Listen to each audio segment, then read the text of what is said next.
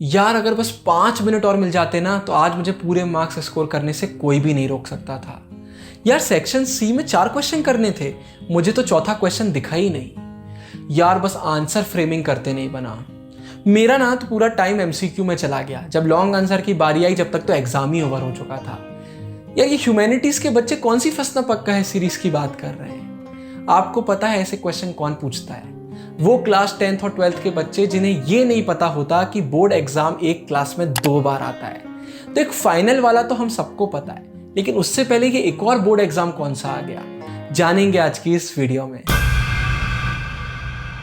Hello everyone, my name is गुरु टेहंगुरी और मैंने class 12th में 95.6% स्कोर करे थे। और मेरी नज़र में तो 2 बोर्ड एग्जाम होते हैं, एक फाइनल वाला और एक हमारा प्री बोर्ड। मैं तो उसको बोर्ड मानता हूं क्योंकि भाई उसने पूरा गेम चेंज कर दिया था। अगर प्री बोर्ड में मैंने कुछ टिप्स फॉलो नहीं करी होती तो मैं कभी भी एक टॉपर नहीं बन पाता, और वही टिप्स आज मैं आपके साथ शेयर करने वाला हूं। तो वीडियो अगर आप देख रहे हैं तो पूरी देखिएगा, नहीं तो बिल्कुल भी मत देखिए, क्योंकि अधूरा ज्ञान विनाश का कारण होता है। तो आज की इस वीडियो में आपके साथ 6 टिप्स शेयर करने वाला हूं जो मैंने खुद फॉलो करी थी और आपको भी बिल्कुल करना चाहिए। तो चलिए इस वीडियो को सीधा चालू करते हैं। तो पहली हमारी टिप निकल कर आती है, मार्क्स नहीं एक्सपीरियंस। प्री बोर्ड एग्जाम आते हैं और एक क्वेश्चन हम सबके मन में आता है, यार सिलेबस अभी बहुत अच्छे से हुआ नहीं है तो प्री बोर्ड के लिए जी जान लगा दें या बोर्ड एग्जाम की तैयारी करना चाहिए। तो देखिए, अगर आपका सिलेबस नहीं हुआ है तो आपको बोर्ड एग्जाम के लिए प्रिपरेशन करना है, अपने प्री बोर्ड के लिए जल्दबाजी मत करिए। और वैसे भी प्री बोर्ड हम मार्क्स के लिए तो देते ही नहीं है। आप 1 चैप्टर 2 चैप्टर छोड़कर भी अगर प्री बोर्ड दे रहे हैं, कोई घबराने वाली बात नहीं है। प्री बोर्ड होता है एक अच्छे एक्सपीरियंस के लिए। जब भी प्री बोर्ड एग्जाम देने जाएं तो सारी चीजों को नोटिस करें, कितना रीडिंग टाइम मिल रहा है, क्वेश्चन पेपर कैसे आ रहे हैं, मुझसे कितना बन रहा है, टाइम मैनेजमेंट कैसा हो रहा है, सारी चीजें नोटिस करिए। जितना ज्यादा वहां पर आपको एक्सपीरियंस मिलेगा उतना कम डर आपको बोर्ड एग्जाम वाले दिन लगेगा, क्योंकि वहां पर कोई भी चीज आपके लिए नई नहीं होगी। तो प्री बोर्ड हमें मार्क्स के लिए नहीं देना है, एक अच्छे एक्सपीरियंस के लिए देना है। इसी से रिलेटेड दूसरी टिप निकल कर आती है, मिस्टेक्स।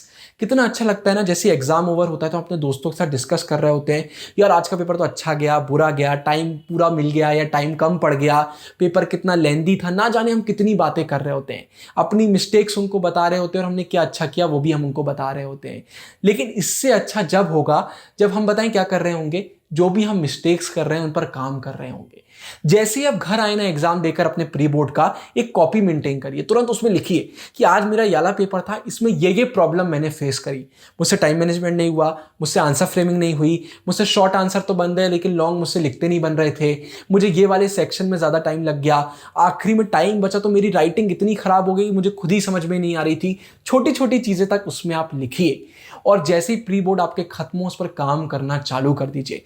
बहुत बुरा लगता है जब बोर्ड एग्जाम में ऐसी गलती होती है। आपको बहुत लोग ऐसे बोर्ड एग्जाम में मिलेंगे जिनको ये भी नहीं पता होगा कि किस पेपर के कितने सेक्शन में क्या क्या क्वेश्चंस में इंटरनल चॉइसेस आती हैं, हर सेक्शन में कितने क्वेश्चन रहते हैं। कुछ को तो सिलेबस भी नहीं पता होता है। आखिरी में बोलते हैं आज के पेपर में मुझसे टाइम मैनेज करते नहीं बना। मेरा टाइम मैनेजमेंट बहुत ही वीक था, मुझसे टाइम मैनेज करते नहीं बनता था, मेरा पेपर अक्सर छूट जाता था। बोर्ड एग्जाम में ये गलती नहीं हुई क्योंकि प्री बोर्ड में मैंने अपनी मिस्टेक से सीखा और आपको भी यही करने की जरूरत है। इसके बाद थर्ड पॉइंट निकल कर आता है, एक्सपेरिमेंट नहीं प्लानिंग हमें करना है। प्री बोर्ड में जितना एक्सपेरिमेंट आप कर सकते हैं कर लीजिए, लेकिन बोर्ड एग्जाम के लिए गलती हम नहीं करेंगे। प्री बोर्ड इसमें बहुत जरूरी है। प्री बोर्ड में आप जितने एक्सपेरिमेंट कर सकते हैं करिए, पेपर स्टार्टिंग से चालू करिए, कभी पीछे से करिए, पूरा टाइम मैनेजमेंट का देखिए, एक एक चीज वहां पर देखिए और इसके बाद पूरी प्लानिंग करिए कि बोर्ड एग्जाम में अब आप क्या करने वाले हैं।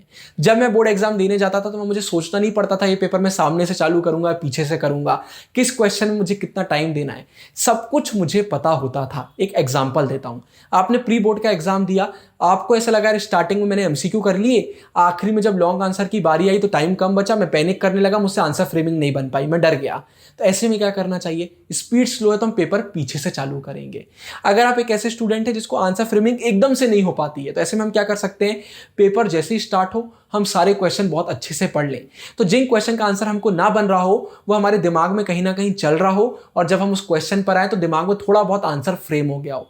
ऐसे करके एक स्मार्ट वर्क हमें करना पड़ेगा। प्री बोर्ड में एक्सपेरिमेंट करिए, प्लानिंग बनाइए और बोर्ड एग्जाम में वो चीज हम चेंज नहीं करेंगे, ये याद रखिए। इसके बाद फोर्थ पॉइंट भी इसी से रिलेटेड आता है कि हमें भटकना नहीं है, इसको अच्छे से समझिए। अभी मैं नए रास्ते में आपको छोड़ दूंगा, भटक जाएंगे क्योंकि आप वहां पहली बार आए होंगे, लेकिन बोर्ड एग्जाम में हम ये नहीं करेंगे और प्री बोर्ड से हमें सीखना होगा। एक एग्जाम्पल शेयर करता हूं, इससे आपको समझ में आएगा। कभी धोनी को बैटिंग करते हुए देखा है? ग्लव्स टाइट कर रहा है, छक्का मारेगा। We want six.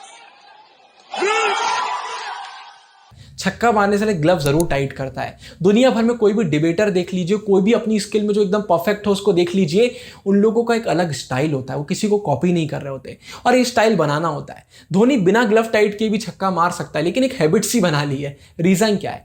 जब आप हैबिट बनाते हैं, जब आप सेम चीज़ों को फॉलो कर रहे होते हैं ना, तो एक लाइफ में डिसिप्लिन आता है, साथ ही साथ परफेक्शन भी हमारी लाइफ में आ जाता है। तो प्री बोर्ड में वही पेन यूज करना है यार जो बोर्ड एग्जाम में करने वाले हो। प्री बोर्ड में वैसे ही पेपर सॉल्व करना जैसे बोर्ड एग्जाम में करने वाले हो। प्री बोर्ड में हाथ से लाइन नहीं खींचना अगर बोर्ड एग्जाम में स्केल का यूज करने वाले हो। एक एक चीज वही करना जो आप बोर्ड एग्जाम में करोगे। आप बोलोगे इससे होगा क्या? बोर्ड एग्जाम में आप खुद देख लेना इससे क्या होता है। बोर्ड एग्जाम में टेंशन कम हो जाती है, वहां सोचना नहीं पड़ता कि मुझे आज के पेपर में करना क्या है। एक हैबिट फॉर्म हो चुकी होती है चीजों को सही से करने की, और बोर्ड एग्जाम में बिना सोचे वो चीजें अपने आप हो रही होती हैं। तो घर आके हम ये नहीं सोचते कि ओह ये तो मैं करने ही भूल गया, अरे मेरा वहां पेन नहीं चल रहा था, ये दिक्कत हो गई, वो हो गई। ये सब कुछ भी नहीं होता है। तो प्री बोर्ड में अपनी एक हैबिट फॉर्म करिए और बोर्ड एग्जाम में भी बिल्कुल सेम वही हम कॉपी पेस्ट कर रहे होंगे। इसके बाद आखिरी के 2 पॉइंट बहुत इंपॉर्टेंट। पहला आता है चेकिंग। देखिए मैंने आपको बोला है आपको एक कॉपी मेंटेन करना है जहां पर आप सारी अपनी मिस्टेक्स लिख रहे होंगे हर एक पेपर देने के बाद। लेकिन कई बार क्या होता है, हमें हमारी मिस्टेक्स हमारी आंखों से दिख ही नहीं रही होती हैं। ऐसे में क्या होगा, जब आपका रिजल्ट आएगा प्री बोर्ड का, बहुत जगह मार्क्स कटे होंगे जहां पर आपको उम्मीद थी कि आपके मार्क्स नहीं कटेंगे। तो वहां पर देखिए आपने क्या गलती करी और उनको भी सुधारिए। और अगर आपको गलती खुद नहीं दिख रही है तो अपने टीचरों से पूछिए जिनने आपकी कॉपी चेक करी है, वो आपकी मदद जरूर करेंगे। इसके बाद 6th और आखिरी पॉइंट आता है। मुझे मालूम है आप सुनकर पक गए, लेकिन मैं फिर भी बोलना चाहूंगा। हम हर बार आखिरी पॉइंट में अपना आंसर राइटिंग कोर्स का रख देते हैं। तो बच्चे बोलते हैं भैया बहुत प्रमोशन हो गया ये, लेकिन मैं आपको कुछ सच बोलना चाहता हूं। मैं 3rd ईयर में हूं, मेरा कॉलेज के फाइनल एग्जाम बहुत पास आ गए, मेरी भी पढ़ाई बची हुई है, लेकिन मैं क्या कर रहा हूं, आपके लिए वीडियो बना रहा हूं। इससे मेरा क्या प्रॉफिट है? क्या यूट्यूब एड रेवेन्यू से बहुत ज्यादा रुपए मिलते हैं? बिल्कुल भी नहीं। फिर भी मैं ये क्यों कर रहा हूं? पहली चीज भाई, मैं कोई काम करता हूं तो छोड़ता नहीं हूं, पूरी वीडियोस पूरा सिलेबस कंप्लीट करके ही जाऊंगा। दूसरी चीज, मैं आप सबसे बहुत ज्यादा प्यार करता हूं, जेन्युइनली आप सबकी केयर करता हूं, इसलिए मैं बार बार इस कोर्स को प्रमोट करता हूं।